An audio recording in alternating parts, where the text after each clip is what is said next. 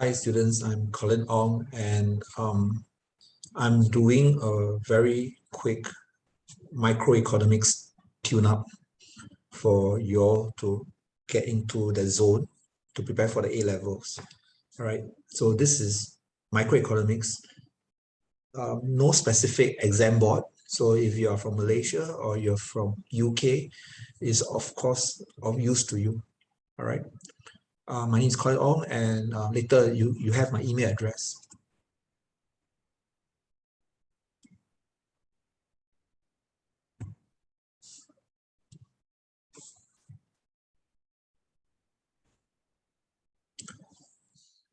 Now, when you do economics, you need to know the definitions and the diagrams. So some initial definitions you need to know is the PPC, right?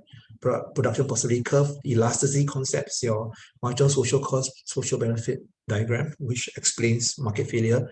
The concept of deadweight loss, very important. Imperfect competition and monopoly. So this is almost like 65 to 70% of all the micro stuff that you need to know. And when you're doing microeconomics, you need to understand scarcity and opportunity cost, right? And just give me a minute. And you need to ensure that you understand. You must understand it in a tangible, quantifiable way. The limiting factors, you have to bring in short run, long run views, the Singapore context.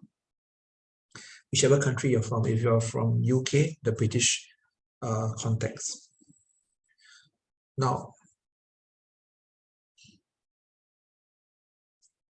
you need to know what's the economic decision-making process. And within the economic decision-making process, what's very important is the utility maximization concept, right? And just remember that utility is also linked to information. So how you feel whether you're satisfied with a particular decision you have made is dependent on the amount of information you're given. And that's the reason why I put that information there. When you revise on microeconomics, you need to understand government intervention, market failure, and of course, when you talk about how the government solve market failure, you must link it to fiscal policy, right? So normally market failure, we always talk about taxation, but when we talk about subsidies, where does the government get the money from, right?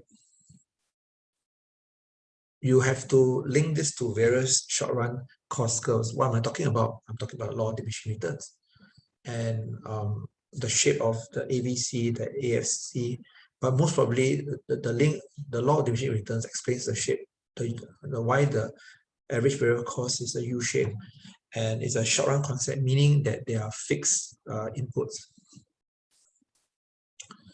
And when you talk about economies of scale, you must link it to monopoly, the importance of small firms. And in a Singapore context, you must also talk about Singapore's SMEs are the largest employers, right? And the reason is because this exam is set during COVID period. We must also talk about how COVID has disrupted SME operations. And price discrimination, again, for those of you who are trying to understand why I keep bringing COVID vaccine, because the exam board I'm focusing on most probably was set last year, the exam paper. So again, we need to talk about COVID vaccines and generic drugs. Along the way, you can also revise on old school kind of topics like moving ticket prices. Now, if you need further advice for economics, please email me, colinongts@hotmail.com. Identify yourself, and I'll be willing to help.